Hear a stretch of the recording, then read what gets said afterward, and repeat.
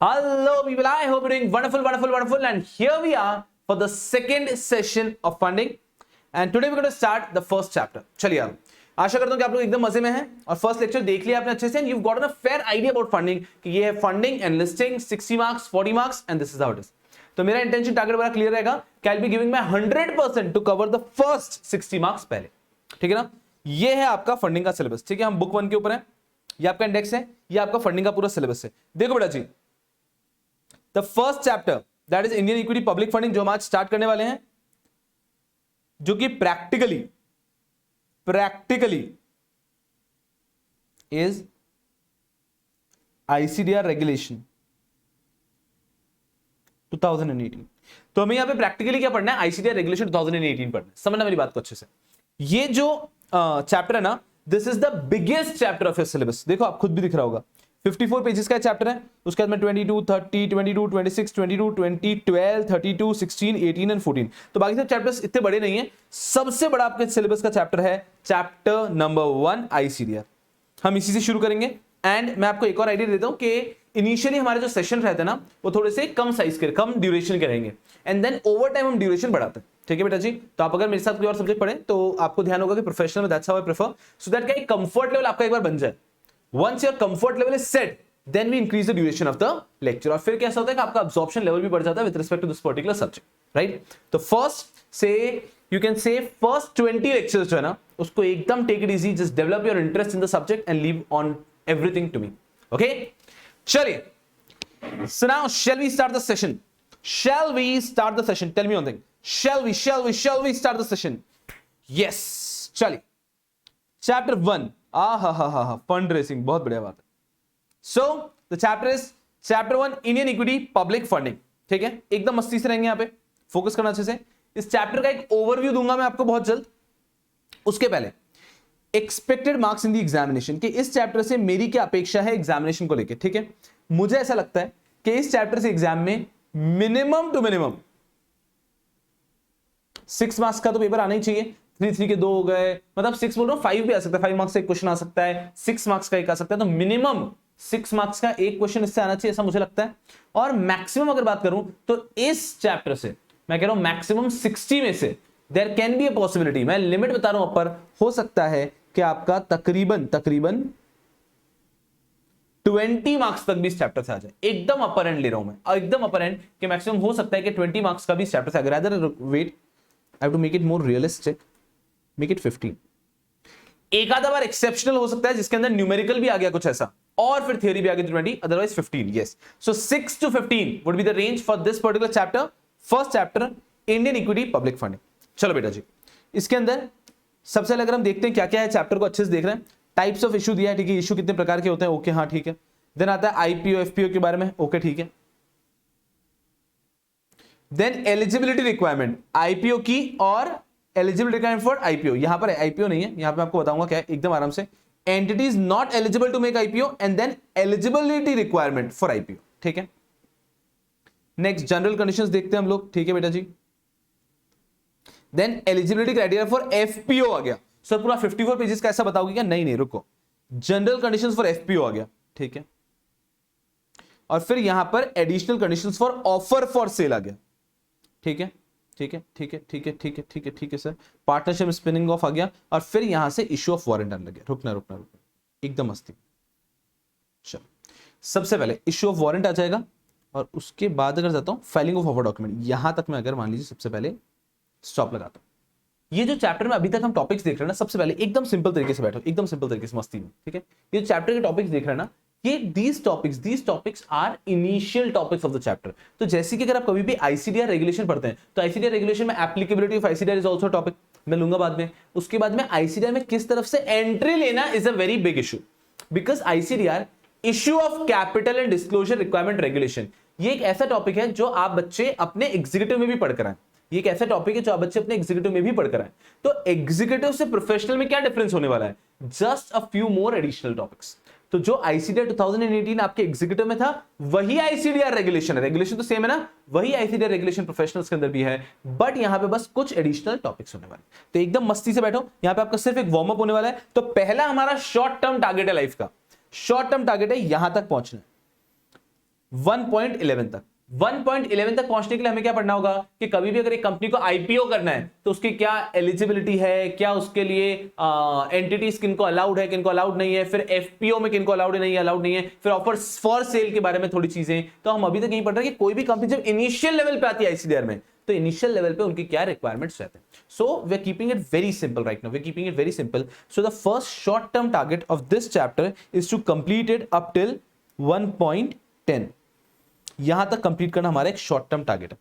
Clear है एकदम आराम से? तो let's complete our first short term target and then we'll go ahead. चलिए फोकस करना बहुत अच्छे से, फोकस करना बहुत अच्छे से। इसके पहले एक चीज, शॉर्ट टर्म टारगेट आपको समझ में आया कि 1.1 से 1.10 तक हमें पढ़ना है, ये हमारा शॉर्ट टर्म टारगेट है। आप समझ लीजिए अगले कुछ लेक्चर्स के, ठीक है। इसके पहले I want you to see something else. Focus 100% यहां पे।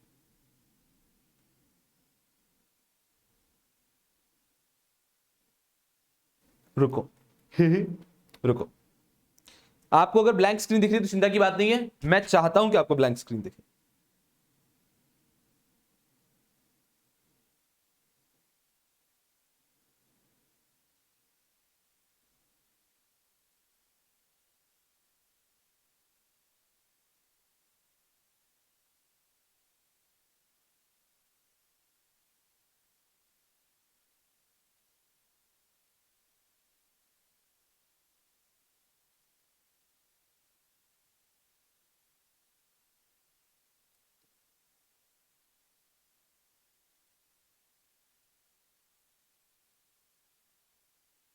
यस, चलिए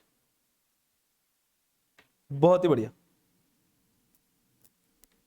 चलिए आ जाओ यहाँ पे। Yes people, so you have a short term target of first 10 pages and thereafter will be going here. समझो मेरा आपको एक अप्रोच होगा फंडिंग पढ़ाने का। जिन बच्चों ने अगर कोई भी मेरे रिवीजन वीडियोस वगैरह देखे होंगे ना, तो फंडिंग पढ़ाने का अप्रोच होगा कि हर एक चैप्टर के पहले मैं आपको पूरा चैप्टर का ओवरव्यू दूंगा, but you have to wait for ICDR. ICDR जो बच्चे मुझसे एग्जीक्यूटिव में पढ़े हैं उनको पता है कि मैं एक अलग प्रकार से पढ़ाता हूं, जिसके अंदर मैं एक टाइमलाइन बनाता हूं कि सबसे पहले ये करना है, उसके बाद ये करना है, उसके बाद ये करना है। तो आईसीडीआर में वो टाइमलाइन बनेगी, बट आईसीडीआर में टाइमलाइन थोड़े समय बाद बनेगी, ठीक है। तो सबसे पहले एकदम सिंपल तरीके से let's start the first chapter. Let's start the first chapter. जैसे ये चैप्टर थोड़ा सा कंप्लीट होगा, फिर मैं वापस आऊंगा कि इस चैप्टर के अंदर आपको क्या क्या पढ़ना है ओवरव्यू के ऊपर, and you will understand it gradually. Okay, तो we directly starting the first chapter. So first chapter का पहला टॉपिक जो आपके सामने आ रहा है प्रोफेशनल का funding, that is types of issue.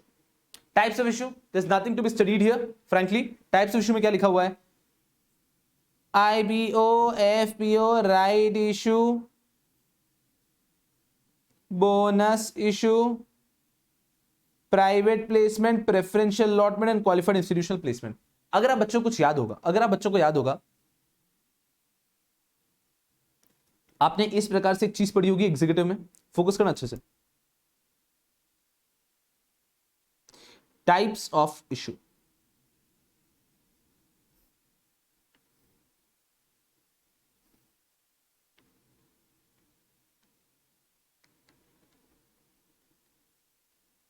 Public issue, public issue में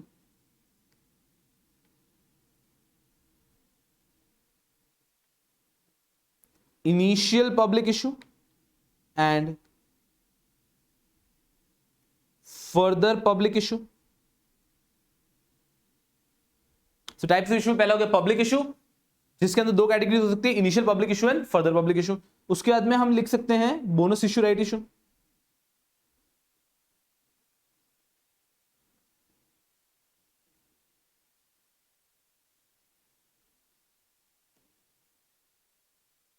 राइट इशू, बोनस इशू, और लास्ट में हम लिख सकते हैं preferential allotment.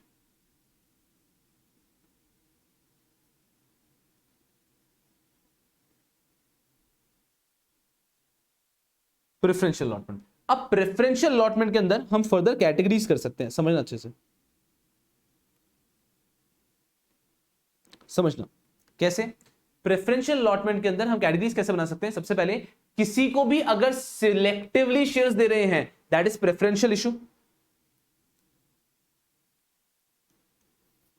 Preferential allotment, qualified institutional placement, इसको किस तरह से हम डिवाइड कर सकते हैं, समझना अच्छे से।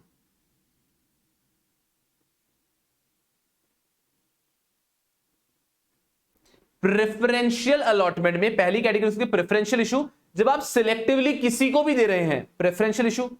नेक्स्ट, अगर आप जिसको भी सिलेक्टिवली दे रहे हैं वो एक इंस्टीट्यूशन है,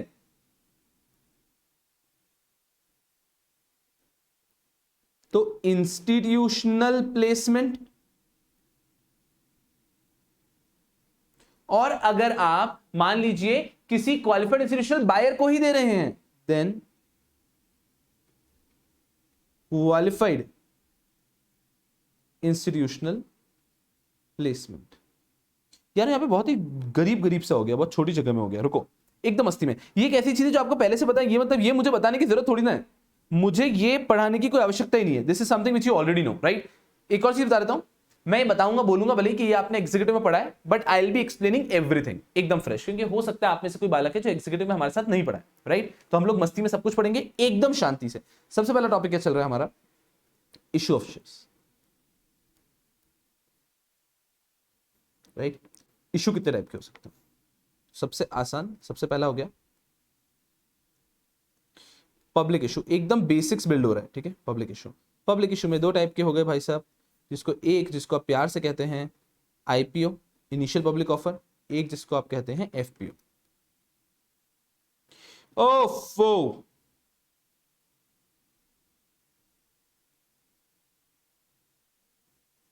and the second one is further public offer.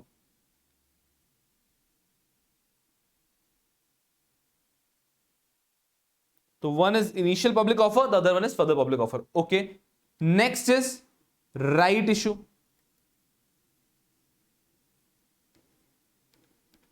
Next is bonus issue. Last category जो होती है उसका प्राइवेट प्लेसमेंट की हेडिंग दे सकते हो, प्रेफरेंशियल इशू की हेडिंग दे सकते हो,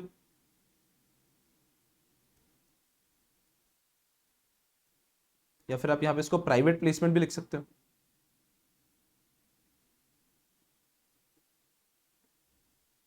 कि इसके अंदर फर्दर कैटेगरीज होती है, ये केयरफुल है आपके लिए समझना, ये इंपॉर्टेंट है, केयरफुली समझिएगा, ठीक है, फोकस है।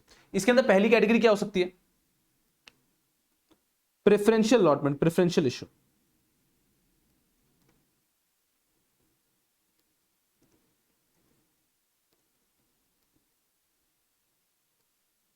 What is the preferential allotment? Understand, very simple.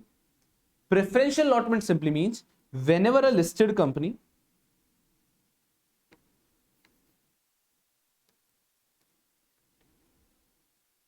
issues security, whenever a listed company issues security to selected person, या फिर आप कह सकते हैं selected group of person, to selected person, मतलब हम सिलेक्टेड कुछ लोगों को ही अलॉटमेंट कर रहे हैं, that is preferential allotment.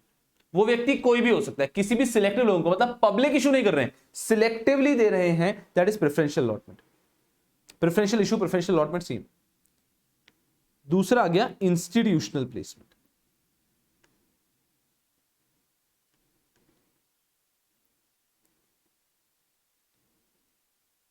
Institutional placement. Understand very carefully. What do you mean by institutional placement? Institutional placement is simple. When a listed company, यहां पर भी एक listed company है, when a listed company issues security, when a listed company issues security, understand very carefully, to a selected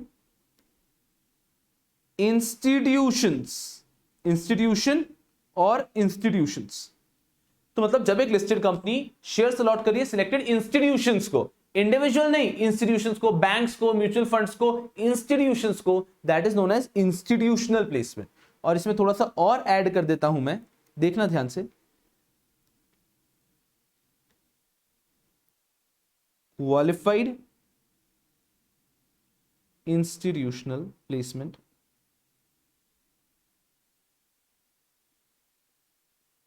So what will you mean by a qualified institutional placement? It is, understand very carefully now, when a listed company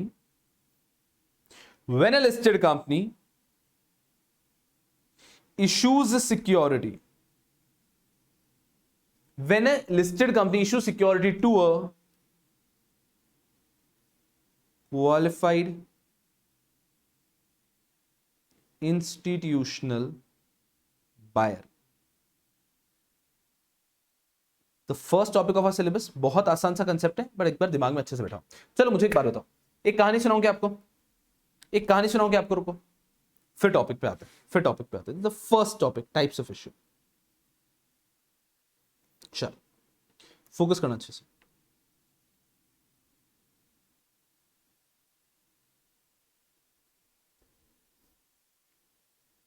चल अच्छा, क्या हुआ यार मैं कुछ साल पहले life में बहुत परेशान था, मैं बहुत परेशान हो गया था लाइफ में, मतलब देयर वाज अ टाइम बहुत परेशान हो गया, समझ नहीं आ रहा है what do I do, right. So what I did was, मैं गया एक पंडित जी के पास, मैं गया एक वो अपना हाथ दिखाते ना, हाथ अपनी कुंडली दिखाने के लिए, हाथ दिखाने के लिए एक व्यक्ति के पास गया। मैंने कहा सर आप प्लीज मेरी कुंडली देखो और कुछ तो बताओ, मैं बहुत परेशान हो गया। उन्होंने कहा एक काम कर बालक, तू क्या कर, तू एक भूखे को खाना खिला रोज सुबह, तू रोज सुबह एक भूखे को खाना खिला, तेरे जीवन के सारे दर्द दूर हो जाएंगे। निर्मल बाबा सुना होगा ना आपने, समोसे को खाओ हरी चटनी से सब ठीक हो जाएगा, बस वैसे ही समझ लो। मुझे कहा कि रोज सुबह एक भूखे को खाना खिला, तेरे सारे दर्द खत्म हो जाएंगे। मैंने कहा ठीक है। अगले दिन सुबह से मैंने बस डिसाइड कर लिया भाई डेली भूखे को खाना खिलाना है, डेली भूखे को खाना खिला रहा हूं। 10 दिन हो गए, 15 दिन हो गए, मैं वापस गया उनके पास। मैंने कहा सर नहीं, मैंने कहा पंडित जी भूखे को मैं डेली खाना खिला रहा हूं, काम नहीं हो रहा। उन्होंने मेरी कुंडली देखी अच्छे से, बोले अरे मैंने आपको भूखे को खाना खिलाने का बोला था क्या? मैंने कहा हाँ। बोले नहीं, एक भूखे ब्राह्मण को खाना खिलाना है आपको। क्या बोले? एक भूखे ब्राह्मण को खाना खिलाना है। मैंने कहा ठीक है सर, कोई परेशानी नहीं है। अगले दिन सुबह से मैं जुट गया, मैंने कहा भूखे ब्राह्मण को खाना खिलाना है, भूखे ब्राह्मण को खाना खिलाना है। मैंने डेली भूखे ब्राह्मण को खाना खिलाना चालू किया, मिल गए मेरे को, और डेली भूखे ब्राह्मण को खाना खिलाया। 15-20 दिन हो गए, मैं वापस पंडित जी के पास गया। मैंने कहा पंडित जी नहीं यार, अभी भी कुछ फर्क नहीं हो रहा है। उसने वापस कुंडली देखी, बोले अरे यार आप कौन से ब्राह्मण को खाना खिला रहे हो? मैंने कहा यार आपने कहा भूखे ब्राह्मण को खाना खिलाना, जो भूखे ब्राह्मण मिल गया। बोले नहीं, जनेऊधारी ब्राह्मण को खाना खिला। सुनो मेरी बात को, क्या बोले वो मेरे को? वो मुझे बोले किसी जनेऊधारी ब्राह्मण को ही खाना खिलाना। सुनना मेरी बात को अच्छे से, मेरी बात को समझना। भूखे को खाना खिलाना एक कैटेगरी ना, भूखे को खाना खिलाना। फिर बोलते हो कि भूखे ब्राह्मण को खाना खिलाना, फिर बोलते हो भूखे जनेऊधारी ब्राह्मण को खाना खिलाना। डोंट यू थिंक कि दिस इज गोइंग इनटू सब क्लासेस? सुनना मेरी बात को ध्यान से। आप किसी भी व्यक्ति को सिलेक्टिवली शेयर्स दे रहे हो, that you are not offering the shares to everyone. आप सबको शेयर्स ऑफर नहीं कर रहे हो, आप किसी को सिलेक्टिवली शेयर्स दे रहे हो। Preferential issue. What is preferential issue? यहां से हटाता हूं वरना कंफ्यूजन होगा आपको। What is preferential issue? जब आप सिलेक्टिवली किसी को शेयर्स देते हो, दैट इज प्रेफरेंशियल इशू। ठीक है। दूसरी चीज, आप जिसको प्रेफरेंशियली शेयर्स दे रहे हो, जिसको आप सिलेक्टिवली शेयर्स दे रहे हो, if that is an institution, institution मतलब क्या? इंडिविजुअल नहीं है, कंपनी है, बैंक है, म्यूचुअल फंड है, लेकिन इंस्टीट्यूशन नहीं है। ठीक है। आप जिसको सिलेक्टिवली शेयर्स दे रहे हो, अगर वो इंडिविजुअल नहीं है कि इंस्टीट्यूशन है, तो वो बन जाता है, तो वो क्या बन जाता है? Institutional placement. तो वो क्या बन जाता है? Institutional placement. और अगर वो इंस्टीट्यूशन छोटा मोटा इंस्टीट्यूशन नहीं है, क्वालिफाइड इंस्टीट्यूशनल बायर है। आपको क्वालिफाइड इंस्टीट्यूशनल बायर की डेफिनेशन याद है क्या? मुझे बताओ। एग्जीक्यूटिव की डेफिनेशन याद है क्या? याद है? नहीं है? कम से कम इतना याद है क्या कि एग्जीक्यूटिव में क्वालिफाइड इंस्टीट्यूशनल बायर की डेफिनेशन पड़ी थी? इतना तो याद है ना कि एग्जीक्यूटिव में एक डेफिनेशन पड़ी थी क्वालिफाइड इंस्टीट्यूशनल बायर की, जिसके अंदर 13 पॉइंट्स थे। बैंक, पब्लिक फाइनेंशियल इंस्टीट्यूशन, ऐसे बहुत सारे। Do you remember? Pension fund, उसके बाद में insurance fund, settlement manage by army, navy, air force, pension fund, settlement manage by department of post. इस तरह का कुछ याद आ रहा है ना? तो इस प्रकार के 13 पॉइंट्स आपने पढ़े थे। अगर आप उन 13 में से किसी महारथियों को दे रहे हो शेयर्स सिलेक्टिवली बेसिस पे, तो वो हो जाएगा क्वालिफाइड इंस्टीट्यूशनल प्लेसमेंट। तो इफेक्टिवली समझना, ये जो तीन कंसेप्ट्स है ना, ये सब मिले हुए ही हैं, ये अलग नहीं है, ये आपस में कंसेप्ट सारे मिले हुए ही हैं।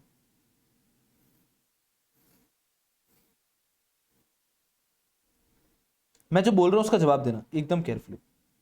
डोंट यू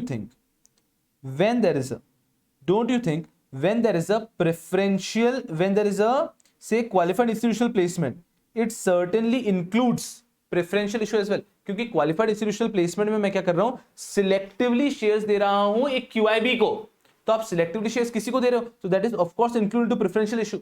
मतलब अगर मैं आपको और डिटेल में जाके बताने की कोशिश करूं तो आप ऐसा समझ लो कि प्रेफरेंशियल इश्यू जो है ना, वो एक ऐसा कंसेप्ट है,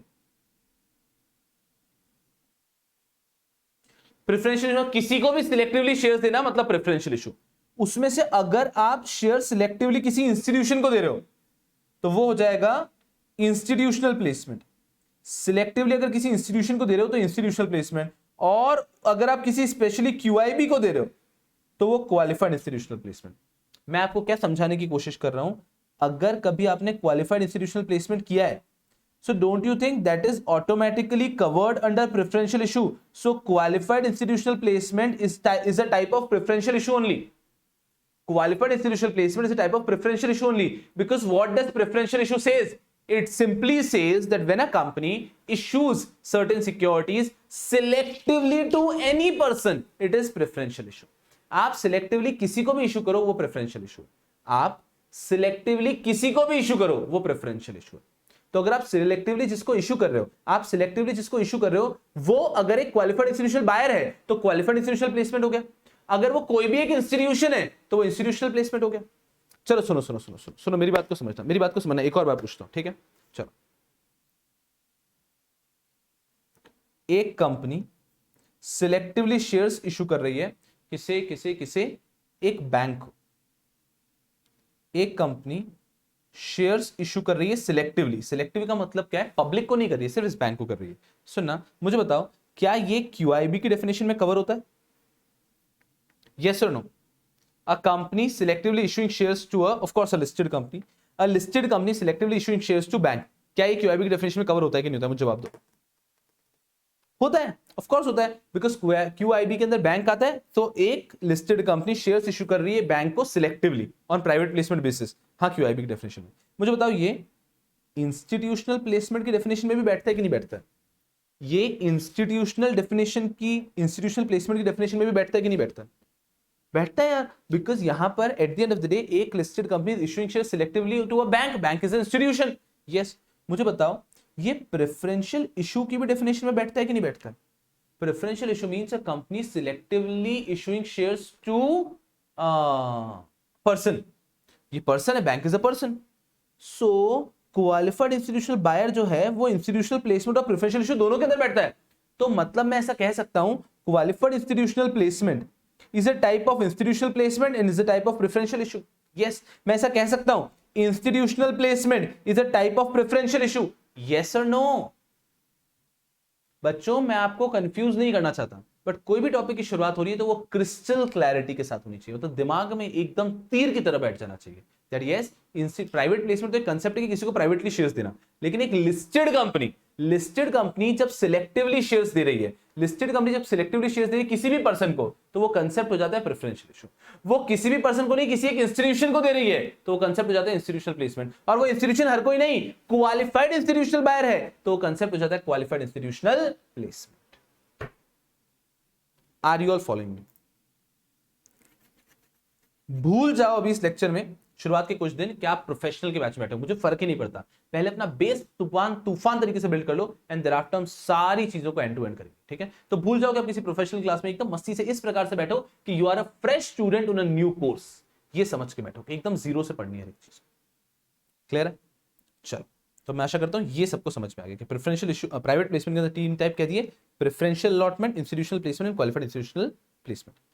अब आता है राइट इशू, बोनस इशू और पब्लिक इशू, ठीक है? पब्लिक इशू में दो हो जाता है आईपीओ और एफपीओ, पब्लिक इशू में दो हो जाता है राइट आईपीओ और एफपीओ। ये आप सबको पता है, जब एक कंपनी पहली बार शेयर्स इशू करती है उसे आईपीओ कहते हैं, जब एक कंपनी उसके बाद कभी भी शेयर्स इशू करती है उसका एफपीओ कहते हैं। आईपीओ इनिशियल पब्लिक ऑफर, एक कंपनी की लाइफ में आईपीओ एक ही बार आता है, एक कंपनी की लाइफ में आईपीओ एक ही बार आता है, बट एक कंपनी की लाइफ में एफपीओ कितनी भी बार आ सकता है।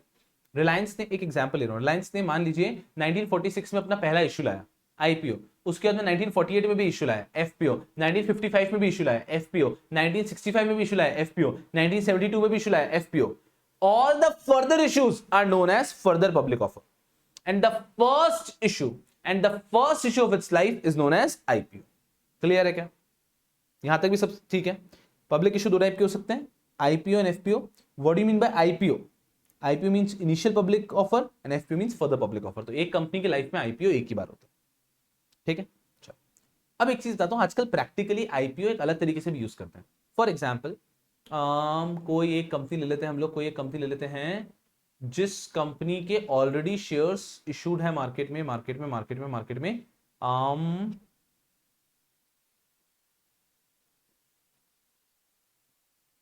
कौन सी कंपनी लूं मैं? सीएसके के भी शेयर्स लिस्टेड हैं, एचबी फाइनेंशियल्स भी है, लेकिन आपको जिसका नाम पता हो, पेटीएम।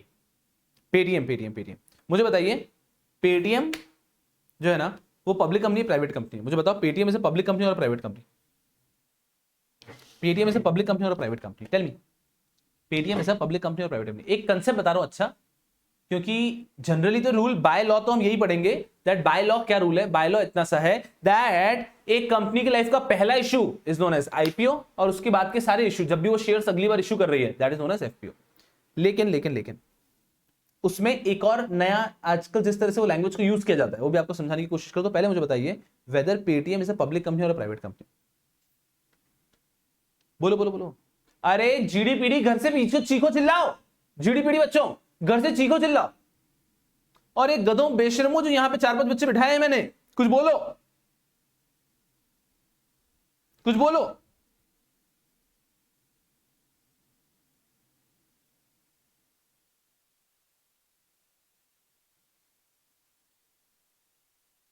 ना शर्म ना हया, एक बार आई।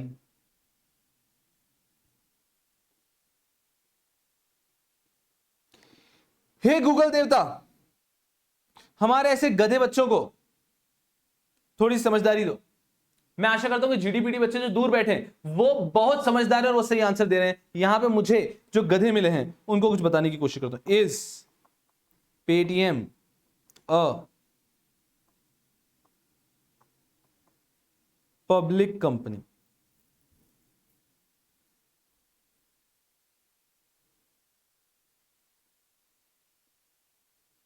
आ जाओ,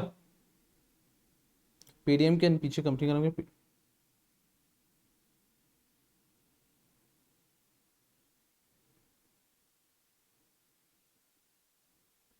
अरे पेटीएम का क्या ज्ञान बांट रहे हो आप, हमें उसको शेयर होल्डिंग चाहिए। यस,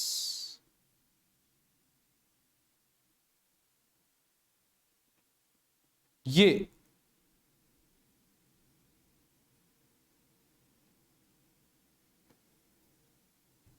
इधर कुछ मिल रहा है क्या? देखो कदम।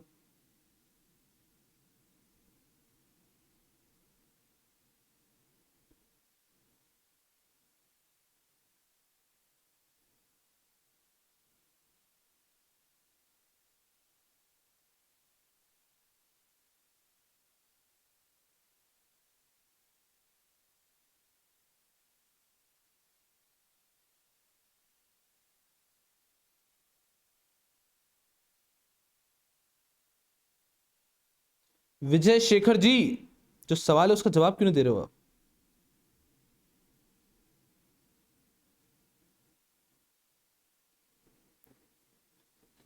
चलो रुको, नहीं, आगे बढ़ना ही नहीं जब तक बेसिक्स बिल्ड नहीं हो जाते। मुझे कोई जल्दबाजी नहीं है बैच कंप्लीट करने की। आ जाओ गूगल देवता,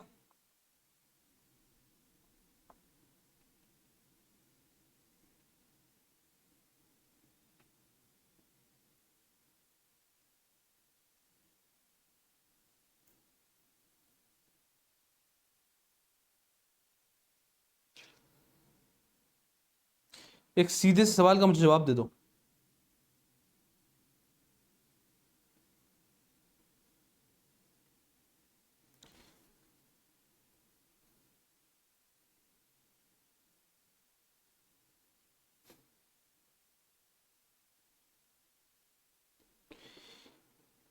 गूगल देवता, इनको एक सीधे सवाल का जवाब दो, कहीं पे लिख के दो ना। हमारे गूगल देवता भी थोड़े से घूम गए इधर उधर।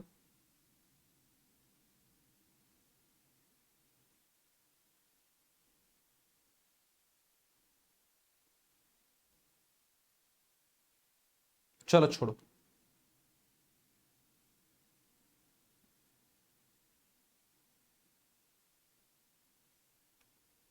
आज के लिए आप बच्चों का इतना होमवर्क समझ लो कि आप बच्चे आज रिसर्च करके आओ कि पेटीएम का एक्चुअल नाम क्या है। वो तो क्या ठीक है, पता चली गया। And then whether it is a public company और प्राइवेट कंपनी, जीडीपीडी आप लोग भी, ठीक है, ईमानदारी से देख कर आओ, ठीक है। Whether Paytm is a public company और अ प्राइवेट कंपनी। यहां पे जो बच्चे हैं वो कहना चाह रहे हैं कि वो प्राइवेट कंपनी, ठीक है। चल अब आता हूं मैं मेरे एग्जाम्पल के ऊपर, छोड़ो इधर आओ।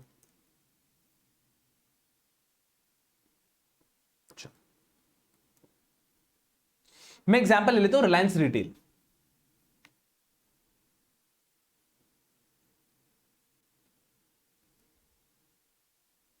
Reliance retail limited, Reliance retail limited, focus करना। आकांक्षा कह रहे हैं कि फोन पे आ रहा है इट्स नॉट अ कंपनी। अरे गधे, तो पेटीएम, वही तो, पेटीएम के पीछे कंपनी का नाम क्या है, मतलब पेटीएम तो उस ब्रांड का नाम हो गया, उसके पीछे कंपनी का नाम होगा, ठीक है, उस कंपनी का नाम होगा। वो कंपनी पब्लिक है प्राइवेट है, ये पता करना है। गधे इधर आओ, छोड़ो आप इधर आओ। Reliance retail limited, Reliance retail limited के बारे में आपको कुछ बताता हूं that this is Reliance retail के मेरे पास शेयर्स हैं। Reliance retail is not a listed company. Reliance retail एक लिस्टेड कंपनी नहीं है। Reliance retail is a public company. Reliance retail limited एक पब्लिक कंपनी है, एक लिस्टेड कंपनी नहीं है। सर अगर लिस्टेड कंपनी नहीं तो आपने शेयर्स कैसे लिए? मैंने एक व्यक्ति से रिलायंस रिटेल के शेयर्स लिए, ठीक है। रिलायंस, मेरे पास दो अनलिस्टेड कंपनीज के शेयर्स हैं, one is Reliance retail, one is a subsidiary of HDFC. वो भी एक पब्लिक कंपनी बट लिस्टेड नहीं है, एचबी फाइनेंशियल ऐसा उसका कुछ नाम है। ये दोनों अनलिस्टेड कंपनी जिनके मेरे पास में शेयर्स है। अनलिस्टेड कंपनी के शेयर्स कैसे खरीदे जाते हैं? ये आप खरीद सकते हैं एक व्यक्ति से जिसके पास उसके शेयर्स हो। बिकॉज अनलिस्टेड है मतलब स्टॉक एक्सचेंज पे अवेलेबल नहीं है, अनलिस्टेड है मतलब स्टॉक एक्सचेंज पे अवेलेबल नहीं है, तो ये शेयर किसी व्यक्ति के पास है, उससे आप खरीद सकते हैं। सर प्राइस नेगोशिएटेड, नेगोशिएट करके आपको प्राइस देना होगा। जैसे लिस्टेड कंपनी के शेयर स्टॉक एक्सचेंज पे प्राइस दिखती है ना, कि मान लीजिए रिलायंस का शेयर है 2115 रुपीज का शेयर है, तो रिलायंस के शेयर की प्राइस स्टॉक एक्सचेंज पे दिखती है, बट अनलिस्टेड शेयर्स की प्राइस आपको नेगोशिएट करनी है। ये 900 में दे रहा है क्या? नहीं 950 में दूंगा, 925 में दे, you to negotiate and you can buy shares. Okay, so understand very carefully. Reliance Retail is not a listed company, but it is a public company. ठीक है, listed नहीं है but public company. ठीक है. Now my question is, it's a public company. इसके shares हैं, मतलब इन्होंने पहले ही अपने shares तो issue कर रखे ना मार्केट में। Reliance Retail के, मान लो एग्जाम्पल ले रहा हूं ये एग्जाम्पल है, say it has got 20 lakh shares. Say it has got 20 lakh shares. तो मतलब इस कंपनी का मुझे बताइए IPO हो चुका है या आईपीओ होगा? बाय लॉ इसका आईपीओ हो चुका है। 20 लाख शेयर्स हैं एक पब्लिक कंपनी के, मतलब इसका आईपीओ हो चुका है ना। रिलायंस रिटेल एक रैंडम एग्जांपल ले ले तो मान लीजिए 1995 में ये कंपनी स्टार्ट हुई और इन्होंने पहला इशू किया 10 लाख शेयर्स का। इन्होंने पहला इशू किया 10 लाख शेयर्स का, ठीक है, पब्लिक को। उसके बाद में 2009 में इन्होंने दूसरा इशू किया वापस 10 लाख शेयर्स का या फिर 5 लाख शेयर्स का। मेरी बात को समझने की कोशिश करना। इन्होंने दूसरा इशू किया 5 लाख शेयर्स का, फिर 2015 में इन्होंने तीसरा इशू किया 5 लाख शेयर्स का। मुझे बताओ 1, 2 एंड 3 इनमें से आईपीओ कौन सा कहलाएगा? इसमें से आईपीओ कौन सा कहलाएगा मुझे बताओ। 1, 2, 3 में से आईपीओ कौन सा कहलाएगा? सर आप कैसे हमसे ऐसे के क्वेश्चन, हम प्रोफेशनल के बच्चे हैं, कोई सवाल हुआ क्या सर? ये वाला आईपीओ होगा सर। मुझे बताओ 2009 2015 वाला, 2009 और 2015 वाला सेकंड और थर्ड इशू क्या कहलाएंगे? सब बच्चे बोल रहे हैं एफपीओ। बोले सर ऐसी चीजें मत पूछा करो हमसे, आप ऐसी बच्चों ऐसी चीजें हमसे मत पूछा करो। अब सुनना मेरी बात को केयरफुली, अब जो मेरा पॉइंट है उस पर मान लेते हैं हियर इन 2020, अब 2015 में आखिरी उनका इशू आया था, ठीक है, पब्लिक ने ले लिया। 2020 के बाद से 2021 में Reliance Retail intends to go public. Reliance Retail intends to go public, जैसे कि Paytm is now planning to go public, ठीक है। Reliance Retail plans to go public. Reliance Retail की इच्छा है अब हम लिस्ट होना चाहते हैं। They want to go public का मतलब पब्लिक कंपनी तो ऑलरेडी है, they want to list themselves, they want to list themselves, वो स्टॉक एक्सचेंज पे लिस्ट होना चाहते हैं। सो 2021 में अब ये स्टॉक एक्सचेंज पे लिस्ट होना चाहते हैं। सुना ध्यान से, कोई भी कंपनी स्टॉक एक्सचेंज पे क्यों लिस्ट होगी? कोई भी कंपनी स्टॉक एक्सचेंज पे क्यों लिस्ट होगी? ताकि वो और शेयर्स इशू करना चाहती है, और पब्लिक कंपनी के शेयर्स लोग कम खरीदते हैं। पब्लिक कंपनी जो कि लिस्टेड नहीं है उसके शेयर्स लोग कम खरीदते हैं, राइट? लेकिन लिस्टेड कंपनी के शेयर्स बहुत खरीदते हैं। तो यहाँ पे 2021 में they want to get themselves listed, वो लिस्टेड भी हो रहे हैं 2021 में, and now they are issuing 10 lakh more shares. वो 10 लाख और शेयर्स इशू कर रहे हैं। मुझे बताओ, ये जो फोर्थ वाला इशू हो रहा है ना 2021 में, whether this will be an IPO or an FPO, क्या होगा? ये क्या होगा? IPO FPO, right? Now this is the trick, understand very carefully, understand very carefully, मेरी बात को अच्छे से समझना। जनरली एक कंपनी जब भी लाइफ में पहली बार शेयर्स इशू कर रही है उसे आईपीओ कहते हैं। Initial public issue is when a company issues the share for the first time.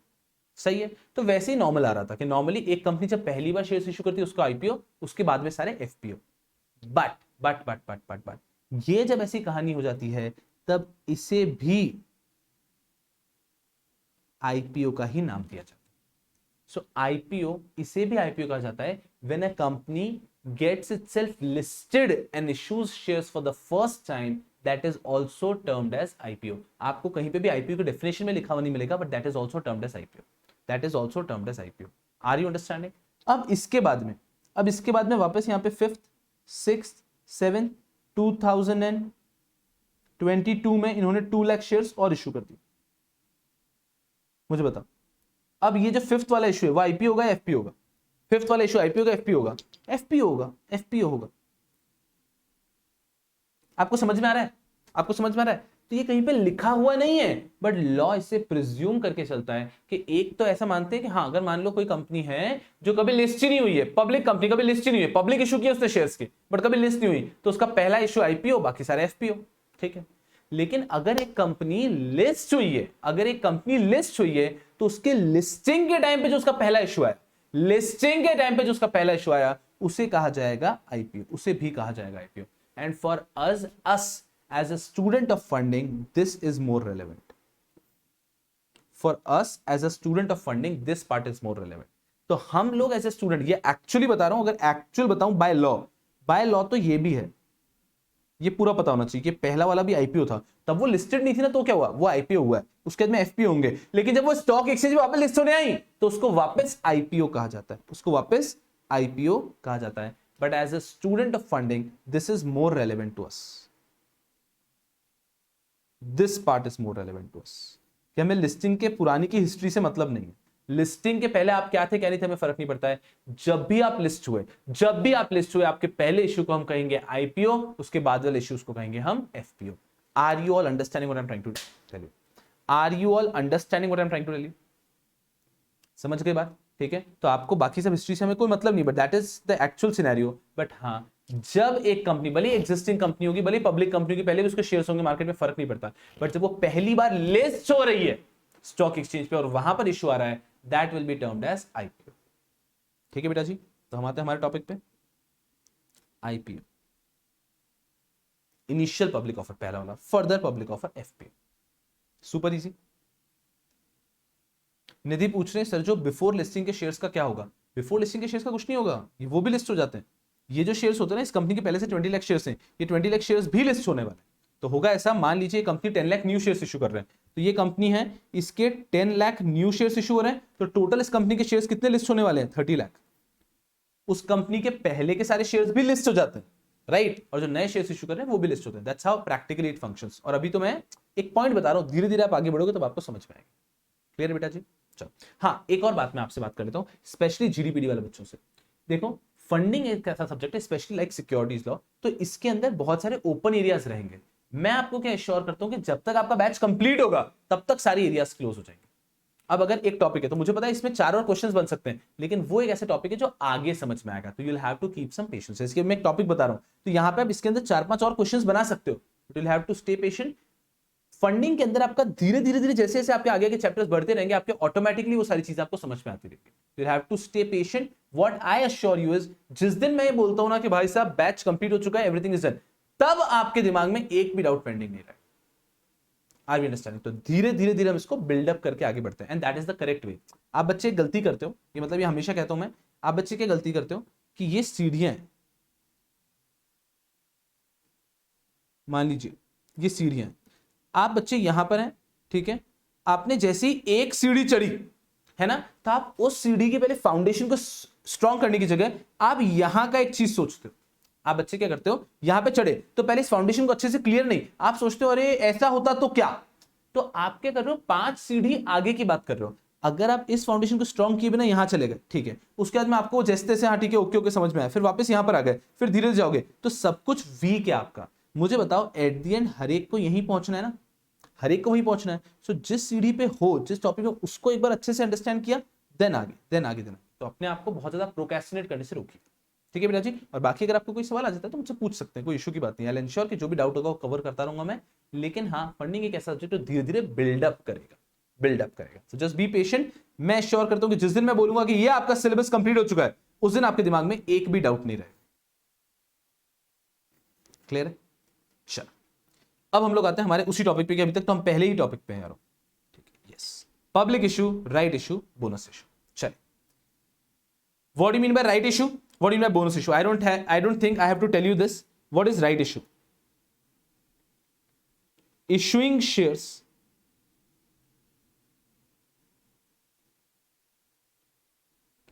for consideration to existing shareholders। सही बात है, हम सिर्फ एग्जिस्टिंग शेयर होल्डर्स को शेयर्स इशू कर रहे हैं फॉर कंसिडरेशन। हम सिर्फ एग्जिस्टिंग शेयर होल्डर्स को शेयर्स इशू कर रहे हैं for consideration. This is right issue. And when we are issuing shares for भैया जी free to existing share holders, और जब हम एग्जिस्टिंग शेयर होल्डर्स को शेयर्स फ्री में दे रहे हैं, जब हम एग्जिस्टिंग शेयर होल्डर्स को शेयर्स फ्री में दे रहे हैं, that is bonus issue. I don't think anyone in the class was not aware about this. Yes, तो ये हमारा आज का पहला टॉपिक कंप्लीट हुआ। I hope you're all sorted, बारीक तरीके से एक एक चीज समझ में आई। Now I hope you're understanding कि मैं कैसे पढ़ाना चाह रहा हूं। मैं चाहता हूं कि आप लोगों का फाउंडेशन बेस बहुत सुपर बिल्ड करके चलूं, क्योंकि अगर बच्चे आपका फाउंडेशन स्ट्रांग हो गया ना, तो मेरे को कोई परेशानी नहीं है, आधा सब्जेक्ट आप खुद पढ़ लोगे। ये मैं आपको वादा दिलाता हूं, ये मैंने आपको पहले भी कहा था कि अगर आप मेरे साथ रहे, मैं फाउंडेशन इतनी स्ट्रांग करना चाह रहा हूं ना कि आधा सब्जेक्ट आएगा तो आप खुद पढ़ लोगे। सुनो, एज अ रिस्पॉन्सिबल मैं पूरा सिलेबस कंप्लीट कराता हूं, पूरा पढ़ाता हूं। मैं बस आपको बता रहा हूं कि आगे second half of the syllabus में आपको मेरी जरूरत ही नहीं पड़ेगी if your foundation is very strong. तो इंश्योर कि वो एक एक चीज को बारीक तरीके से समझिए। अगर शुरुआत में आपने समझ लिया तो आपको आगे बिल्कुल परेशानी नहीं होगी। मैं आपसे अपेक्षा रखता हूं कि एटलीस्ट फॉर फर्स्ट 20 लेक्चर्स आप अपना 100% फोकस पे चलिए, उसके बाद तो ऑटोमेटिकली आपका इंटरेस्ट ही आ जाएगा। Okay, okay डोकी, okay डोकी, yes no, right. चलिए खत्म। अब क्या करना है, अब आपको ये पेन डाउन करना है। लेकिन रुको रुको रुको रुको, ये पेन डाउन कहां करना है मैं बता देता हूं। मुझे फर्स्ट पेज तो पूरा खाली चाहिए। रुको, मुझे आपका ये जो फर्स्ट पेज है ना, ये पूरा खाली चाहिए, ये वाला। 1.1 पे कोई कुछ नहीं लिखेगा, 1.1 पे कोई कुछ नहीं लिखेगा। तो ये कहां लिखोगे आप, ये 1.3 पे लिख दो, 1.3 पे लिखो। एंड ज्यादा जगह मत खाना, 1.3 के हाफ में, 1.3 के हाफ में ये पूरा चार्ट पेन डाउन करने की कोशिश करो। 1.3 के हाफ में ये पूरा चार्ट पेन डाउन करने की कोशिश करो। ओके, चलिए फुल स्पीड में pen it down, full speed में पेन इट डाउन। ठीक है, पहले ये, उसके बाद मैं यहां पे टिल्ट कर लूंगा। तो आपके हिसाब से प्लान करके लिखिए कैसे लिखना है। 1.3 के फर्स्ट हाफ में पूरा पेन डाउन करना है। Beautiful people, beautiful. Aha aha aha.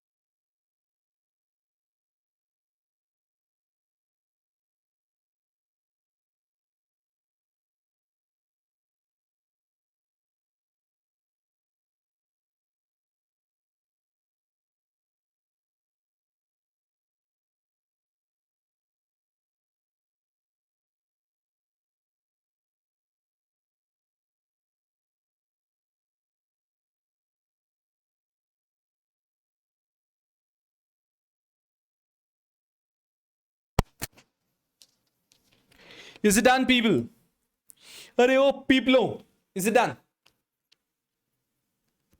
Is it done? Yes people, wonderful. चल,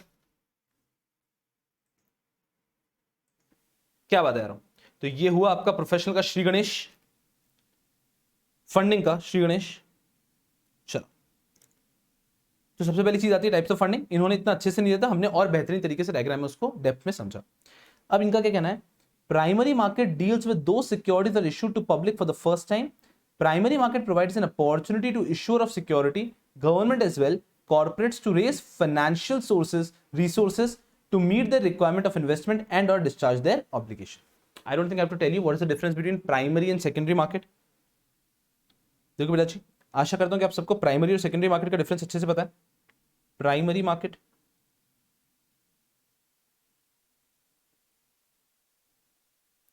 when company is issuing security, जब कंपनी सिक्योरिटी इशू कर रहा है that is a primary market. लेकिन एक बार कंपनी ने सिक्योरिटी को इशू कर दिया किसी व्यक्ति को, रैदर ऐसे बताता हूं, when a company is issuing security to any person that is primary market. But एक बार उस व्यक्ति ने ले लिया, अब उस व्यक्ति को जैसे ही शेयर का प्राइस बढ़ा उसने बेच दिया, किसी और ने ले लिया। तो जब अब इन्वेस्टर्स आपस में खरीद बेच रहे हैं security, this is secondary market.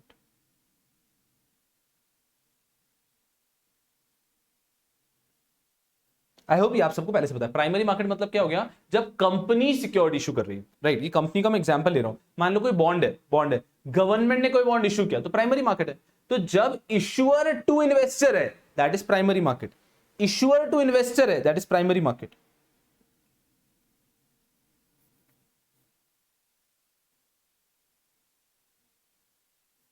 Issuer to investor है that is primary market. But when it is investor with investor, आपस में बेचते ना लोग, जब रेट बढ़ गई तब बेच देना है, वापस खरीद देना है। तो जब इन्वेस्टर टू इन्वेस्टर हो रहा है this is secondary market. I guess ये आपको ऑलरेडी पता है, ठीक है ना। तो ये चीज का ध्यान रखना है। तो यहाँ पे पहले कुछ लाइनों में उन्होंने कहने की कोशिश की हमारे मॉड्यूल ने कि what are the benefits of primary market. तो बता रहे हैं कि primary market deals with those securities that issued to the public for the first time. Company ने इशू किया ना, तब वो प्राइमरी था, फिर अब वो लोग आपस में खरीदेंगे बेचेंगे तो सेकेंडरी मार्केट है। मुझे बताओ, अंडर राइटर प्राइमरी मार्केट का इंटरमीडिएट कहलाएगा या सेकेंडरी मार्केट का? सोचना और बताना।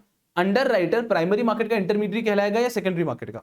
एकदम स्लो जा रहा हूं, एकदम इजी जा रहा हूं, एकदम सही, प्राइमरी मार्केट का। बिकॉज अंडर राइटर कंपनी के सिक्योरिटीज इशू करने में मदद करता है, राइट, प्राइमरी मार्केट का। वही मुझे बताओ, जो स्टॉक एक्सचेंज के ब्रोकर्स हैं, स्टॉक एक्सचेंज के ब्रोकर्स या for that matter even stock exchange है, स्टॉक एक्सचेंज, वो प्राइमरी मार्केट होगा या सेकेंडरी मार्केट में होगा? स्टॉक एक्सचेंज प्राइमरी मार्केट में काउंट किया जाएगा, सेकेंडरी मार्केट में? ब्यूटीफुल, सेकेंडरी मार्केट में। बिकॉज स्टॉक एक्सचेंज में जो मैंने पहले ऑलरेडी कंपनी से खरीदे हुए शेयर्स हैं उनको मैं बेचता हूं, या फिर कंपनी के पुराने इशू किए हुए शेयर्स हैं उनको मैं खरीदता हूं। तो stock exchange is the best example of secondary market.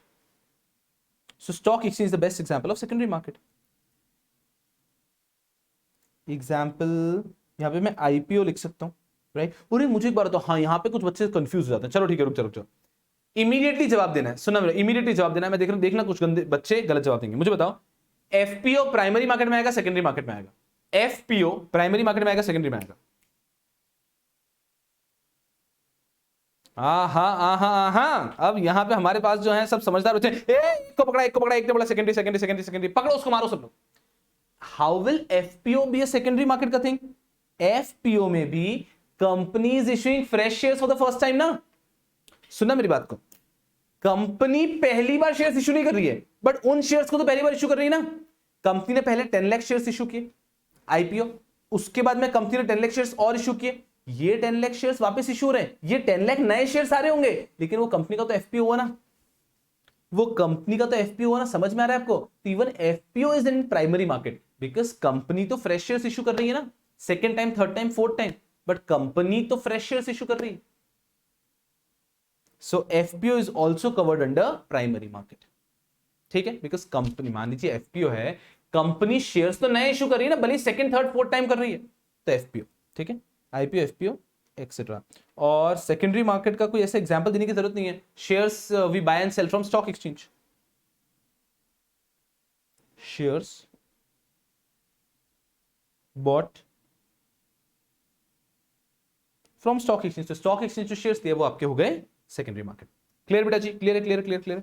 मुझे लगता है किसी बालक को यहां पे कहीं कंफ्यूजन होगा, लेकिन अगर आपको लगता है कि ये आपको नहीं पता था तो एक स्टिक नोट निकाल के उस पर लिख के चिपका दो। स्टिक नोट बेटा जी, हाँ, जो बच्चे ऐसे जिनका स्टिक नोट नहीं है तो एक स्टिक नोट लेके रखो। स्टिक नोट लेने से क्या होगा, कुछ ऐसी चीज अगर मुझे लिखवानी है तो मैं लिखवा के आपको चिपकवा सकता हूं जहां पे हमारे पास जगह नहीं होगी। तो ठीक है, तो अगर किसी को लिखना है तो लिख लो। आई डोंट थिंक लिखने की आवश्यकता है। जिसको लगता है कि हाँ उसको पहले से पता था, लिखने की जरूरत नहीं है। जिसको लगता है कि नहीं यार थोड़ा कंफ्यूजन हो सकता था, लिख लो primary market secondary market. And मैंने आपको जैसे कि बताया मेरे इनिशियल सेशंस बहुत स्लो जाएंगे, तो उस पर डोंट जज मी, डोंट जज मी। इनिशियल सेशंस में बहुत स्लो लेता हूं। मेरा इंटेंशन होता है बेटा जी कि आप बच्चों की जो बेसिक चीजें, वो जो वर्ड आएगा उनके बेसिक्स के डेप्थ में जाके क्लियर करा दूं, एक एक बेसिक्स क्लियर कराऊं। And once I am sorted, I think वही मैंने कहा समवेयर अराउंड फर्स्ट 20 लेक्चर्स हो गए, एंड देन हम लोग मस्ती से आगे बढ़ जाएंगे। सो डोंट जज मी फ्रॉम द बेसिक्स। और ऐसे तो कभी कैसे ही होगा, आप एक वर्ड वहां पे एक प्राइमरी मार्केट था इतना चलेगा, तो आई will be working on basics initial. Okay, so speed would be a little slow, I don't think it will hamper you, right? चलो, है ना।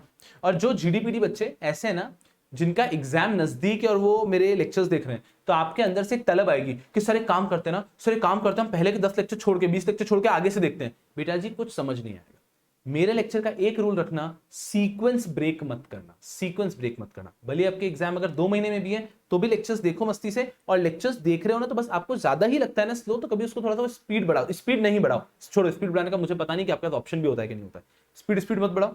अगर आपको लगता है तो थोड़ा सा पुश करो खुद को और ज्यादा लेक्चर्स देख देख के रैप अप कर लो। मैं विश्वास दिलाता हूं अगर आपने लेक्चर्स अच्छे से कर लिया ना, कोई आपका बाल भी बांका नहीं कर पा रहा। Just follow what I am saying in the lectures, ठीक है? एक एक बेसिक, एक एक चीज, जो एग्जामिनर जहां जहां आपको टेस्ट कर सकता है ना, सब कुछ मैं यहां पे कवर करेगा। क्लियर है यार? चल, primary and secondary is done. Yup, brilliant. चल, types of issue. Primary market deals with those securities are issued to the public for the first time. हाँ, सिक्योरिटीज का फर्स्ट टाइम है, सिक्योरिटीज का first time है, company issuing for the first time नहीं है। आपको समझ में आ रहा है? Primary market provides an opportunity to issuer of security, government as well corporate, to raise financial resources to meet the requirement of investment. तो कंपनी को पैसे की जरूरत है, कंपनी शेयर्स इशू करती है, तो प्राइमरी मार्केट में इशू करती है ना। आप मुझे एक बार बताओ, रिलायंस के शेयर्स में खूब ट्रेडिंग हो रही है स्टॉक एक्सचेंज से, इससे रिलायंस को कुछ फर्क पड़ता है क्या? Tell me one thing, Reliance के शेयर्स में खूब ट्रेडिंग हो रही है स्टॉक एक्सचेंज पे, इससे रिलायंस कंपनी को कुछ फर्क पड़ता है क्या? नो। रिलायंस के शेयर का प्राइस बहुत बढ़ रहा है या बहुत गिर रहा है, इससे भी इमीडिएटली रिलायंस कंपनी को कुछ फर्क पड़ता है क्या? नो। रिलायंस को क्या फर्क पड़ता है कि जब रिलायंस ने शेयर्स इशू किए तब उसको कितने पैसे मिले, इससे रिलायंस को मतलब है। अब उसके अंदर रिलायंस ने जब शेयर्स इशू किए तब 600 में इशू किए, फॉर एग्जांपल रिलायंस को 600 मिले, वो तो उसी से बिजनेस कर रही है ना। अब वो 600 का 700, 800, 1000 हो रहा है, तो आप लोगों के डिमांड एंड सप्लाई के कारण हो रहा है ना, वो तो आप लोगों के डिमांड एंड सप्लाई के कारण हो रहा है, राइट? तो उससे कंपनी पे कोई इंपैक्ट नहीं आता है। So company generally has got no direct benefit of secondary market. Company generally has got no direct benefit of the secondary market. हाँ, company gets benefit from the primary market. जब company shares issue करती है, जो पैसा आता है वो company को मिल रहा है, तो कंपनी को प्राइमरी मार्केट से फायदा होता है। सेकेंडरी मार्केट से कंपनी को डायरेक्टली कुछ फायदा नहीं होता। सर डायरेक्टली नहीं होता तो इनडायरेक्टली क्या होता है? हाँ, इनडायरेक्टली बिल्कुल होता है। एक कंपनी की शेयर प्राइस अगर बहुत बढ़ती है तो कंपनी जब अगली बार एफपीओ करेगी तो उसके लिए स्टैंडर्ड ही सेट हो गया ना ऊपर वाला, ज्यादा प्राइस में एफपीओ कर पाएगी, तो ये उसको इवेंचुअली प्राइमरी मार्केट में बाद में बेनिफिट हो सकता है। But secondary market stock exchange की शेयर प्राइस से कंपनी पे कोई इंपैक्ट होता नहीं है डायरेक्टली। ये बात समझ में आई क्या सबको? मुझे बताओ, मैं जो बोला कि स्टॉक एक्सचेंज पे शेयर का प्राइस कितना भी फ्लक्चुएट करेगा, उससे कंपनी को डायरेक्टली इमीडिएटली कोई फर्क पड़ता नहीं है, क्योंकि कंपनी ने तो अपने आईपीओ एफपीओ में जब शेयर्स इशू किए तब पैसा कलेक्ट कर लिया, तो उस पैसे से कंपनी बिजनेस कर रही है। क्लियर है? चलो, ओके, ब्रिलियंट। फिर हम थोड़ा सा ज्ञान बांटने की कोशिश की।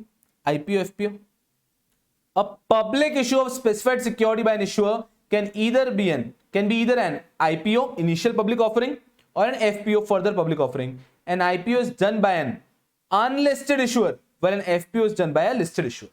अब ये किस डेफिनेशन से बोल रहे हो? जो मैंने आपको बताया कि एज ए स्टूडेंट आपके लिए जो रेलेवेंट है, कि एक कंपनी था जो कि अनलिस्टेड था, अब वो अनलिस्टेड कंपनी है, पहली बार लिस्ट हो रही है, पहली बार लिस्ट हो रही है और जो शेयर्स इशू कर रही है, एक अनलिस्टेड कंपनी पहली बार लिस्ट हो रही है और जो शेयर्स इशू कर रही है, उसे कहते हैं आईपीओ।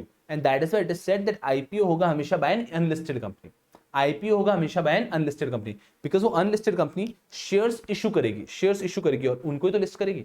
तो आईपीओ होता है एक अनलिस्टेड कंपनी का हमेशा, और एफपीओ होता है हमेशा एक लिस्टेड कंपनी का। ये ऐसा कहने की कोशिश कर रहे हैं। तो ये कौन सी डेफिनेशन है, एक रिस्ट्रिक्टेड सेंस में। अगर इसकी ब्रॉड डेफिनेशन में जाऊं तो बात अलग हो जाएगी, बट हमारे लिए एज ए स्टूडेंट डेफिनेशन क्या होता है कि एक कंपनी जब स्टॉक एक्सचेंज पे लिस्ट होती है, तब जो पहली बार उसका इशू हो रहा है स्टॉक एक्सचेंज पे लिस्ट होते time, that is an IPO. उसके बाद में स्टॉक एक्सचेंज पे जितने उसके इशू हो रहे हैं, that is an FPO. Stock exchange पे लिस्ट होने के बाद जो पहली बार उसका इशू हो रहा है, दैट इज एन आईपीओ। तो हमेशा एक अनलिस्टेड कंपनी ही होगी जिसका स्टॉक एक्सचेंज पे पहला इशू होगा। पहला इशू में आप अनलिस्टेड होगी तो इशू करते हैं, तो इसीलिए कहा जाता है कि IPO is always done by an unlisted company. IPO is always done by an unlisted company, whereas FPO is always done by a listed company. Are you understand? मैं क्या बोल रहा हूँ, समझ में आ रहा है?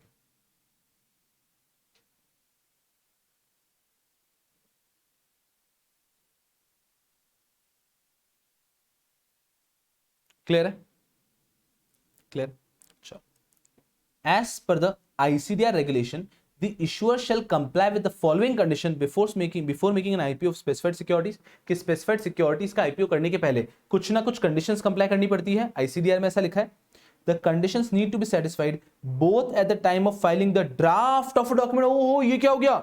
Commonly known as draft ready prospectus। ये सब क्या है सर, कुछ समझ नहीं आ रहा है। And at the time of registering or filing the final offer document, commonly referred to as prospectus with the ROC। अरे अरे अरे अरे अरे अरे सर क्या बोल रहे हो? ये क्या लिखा है? इनका कहना है there are certain conditions which have to be complied. ये क्या कह रहे हैं? There are certain conditions which have to be complied. ये जो दिख रहा है ना, eligibility requirement, there are certain conditions which are required to be complied. ठीक है, ठीक है सर, ये कंडीशंस कंप्लाई करनी है। ये जो कंडीशंस है, ये आपको कब कंप्लाई करनी पड़ती है? आईसीडीआर कहता है ये सब कंडीशन आपको कंप्लाई करनी है कब? Before making an IPO. So condition needs to be satisfied both, दो बार, at the time of filing draft of a document. जब आप draft of a document file करते हैं तब भी कंडीशंस कंप्लीट होनी चाहिए, एंड जब आप फाइनल ऑफर डॉक्यूमेंट फाइल करते हैं तब भी कंडीशन कंप्लीट होनी चाहिए। सर ये draft offer document, final offer document क्या है? ये अगर आपको एग्जीक्यूटिव का याद है तो अच्छी बात है, नहीं तो कल के लेक्चर के अंदर मैं ये इसी से शुरुआत करने वाला हूं कि how it works. First you have to make a draft document. एकदम एक ड्राफ्ट डॉक्यूमेंट बनाते हैं, उस ड्राफ्ट डॉक्यूमेंट को हम भेजते हैं किसके पास? सेबी के पास। फिर हम वेट करते हैं कितने दिन के लिए? 30, कि क्या रिप्लाई आएगा, क्या रिप्लाई आएगा। 30 डेज बाद जब रिप्लाई आता है हम उसको देखते हैं, अरे वाह जी वाह जी वाह जी वाह जी वाह, अप्रूव हो गया, कोई भी चेंजेस रिकमेंड नहीं किए। फिर वो बन जाता है फाइनल ऑफर डॉक्यूमेंट, और उसका कॉपी हम एक सेबी को भी और एक आरओसी को देते हैं। ये मैं आपको कल पढ़ाने वाला। आशा करता हूं यारों कि आप बच्चों को अच्छे से एक फेयर आइडिया मिला होगा जो हमने आज डिस्कस किया। क्लियर है क्या यारों? क्लियर है क्या यारों? So ekdam, what have we done? We've done nothing. We've done nothing. Okay. So as I say, कि for first few lectures, just stay chill and just tell me one thing at the end of every lecture. Every GDPD student, you have to just tell one thing towards the end of every lecture. Sir, कि the subject is lovely. बस ये एक चीज आपने हर lecture के and में बोलनी है। अगर ये आपने हर लेक्चर के एंड में बोल दी for the first say 10 lectures also, if for the first 10 lectures you are having a feeling that the subject is lovely, मैं अश्योर करता हूं कि इस सब्जेक्ट में आपका मतलब मार्क्स ओरिएंटेशन से मैं अभी नहीं बोलूंगा, एग्जाम्पशन आ जाता है बहुत कंफर्टेबली, एग्जाम्पशन ठीक है, बट मार्क्स ओरिएंटेशन को हटा के भी बोलूं तो you are going to do excel at this subject. You have to do one thing, every lecture can be, you should get that feeling at least for the first 10 lectures, sir the subject is lovely sir, मजा आने वाला है इस subject में, कोई परेशानी नहीं होने वाली है, नहीं होने वाली, the subject is certainly lovely, so just tell right now, GDPD घर पे बैठो चीखो चिल्लाओ that the subject is lovely। Clear बेटा जी? And just do that for a few days and I'm telling you you'll fall in love with this and you'll sail through this comfortably। मैं आपको एक अंदर की बात बताऊं क्या? आपको एक अंदर की बात बताऊं? ये देखो देखो यहाँ पे एक बालिका बोली ऐसे सब्जेक्ट इज लवली। एक अंदर की बात बताता हूं, एक अंदर की बात बताता हूं। आपको लगता है ना कि कुछ सब्जेक्ट डिफिकल्ट होते हैं, कुछ सब्जेक्ट इजी होते हैं, आपको ऐसा लगता है? आपको एक अंदर की बात बता रहा हूं, एकदम अंदर की बात, किसी को बताना मत। आपको ऐसा लगता है ना बेटा जी, आपने एग्जीक्यूटिव भी पास किया है, आप अभी प्रोफेशनल में भी पढ़ रहे हैं, आपको ऐसा लगता है ना कभी कभी कि कुछ सब्जेक्ट इजी होते हैं, कुछ सब्जेक्ट डिफिकल्ट होते हैं? आपको ऐसा लगता है ना?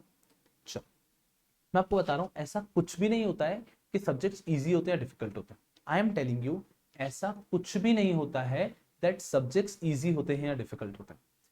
कोई भी सब्जेक्ट आपको पसंद आता है नहीं आता है, उसमें एक बहुत इंपॉर्टेंट रोल प्ले करता है वो व्यक्ति जिसने वो सब्जेक्ट पहली बार आपको पढ़ाया। सुनना, आप में से कुछ बच्चे होंगे जिनका मैथ फेवरेट सब्जेक्ट होगा, आप में से कुछ बच्चे होंगे जिनका इंग्लिश